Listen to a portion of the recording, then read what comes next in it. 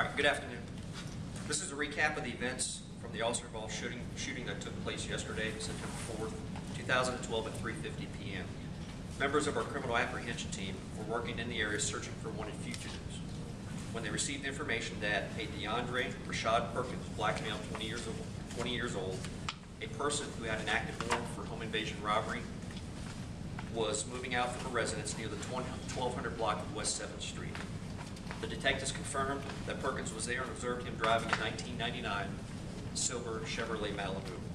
The detectives followed Perkins, and according to Perkins, he knew that the police were following him, but he didn't want to stop because he knew that he was wanted for law enforcement. Perkins attempted to get away from the detectives by driving. The detectives followed him in their cars, and when he neared the intersection of West 18th Street and Grunthal Street, he actually stopped the car, got out, and fled on foot. He actually traveled south through the neighborhood across the railroad tracks, and throughout the neighborhood the detectives chased him, and at different times throughout the foot pursuit actually commanded him to stop and to surrender. When he neared a grassy field, which is located on the opposite side or behind the residence, which is located at 1631 West 16th Street, Detective M.L. Doherty, a 12-year veteran, again commanded him to stop. And throughout the foot pursuit, according to the detectives, Perkins kept grabbing at his waistband. When he entered the grassy field, he actually climbed a fence and got on top of a detached garage at this residence.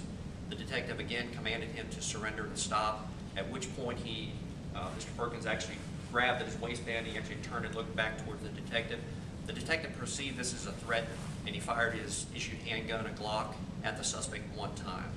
The suspect was not struck by gunfire and actually came down on the other side of the detached garage and was taken into custody in the street in front of this residence.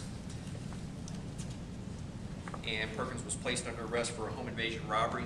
You should have copies of that report, which actually took place on May 21st, 2012. Also during the time of, while Perkins was driving the car getting away, we actually had two passengers that were in the car.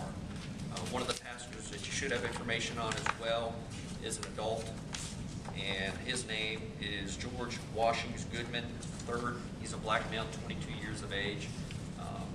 He was actually arrested for possession of marijuana, less than 20 grams. And also in the car we had a 3-year-old child.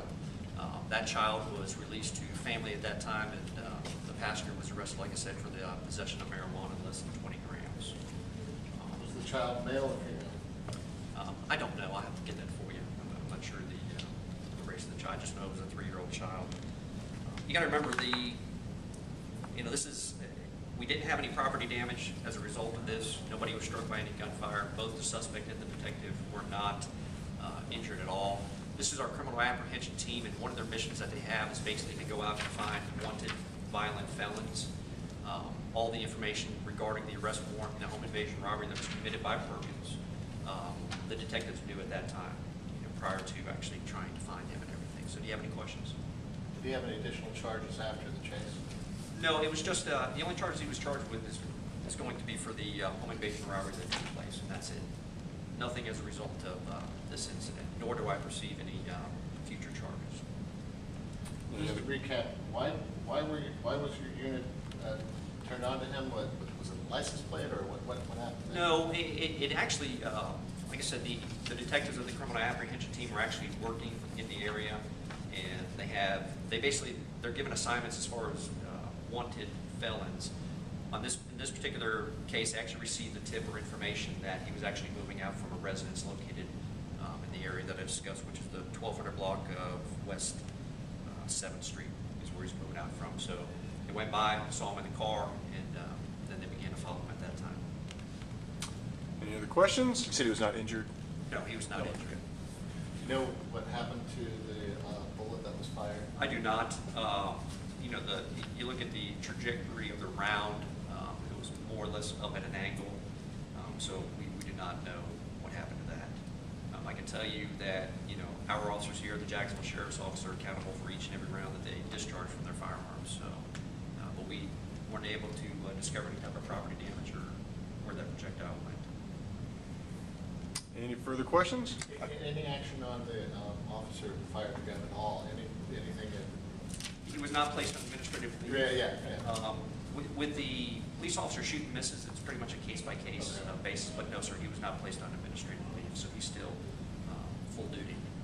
I guess your name and title, I wasn't. First name's Chris, C-H-R-S, last name Butler, B-U-T-L-E-R. I'm Assistant Chief in the Crimes Against Persons. Any further questions? Thank you very much.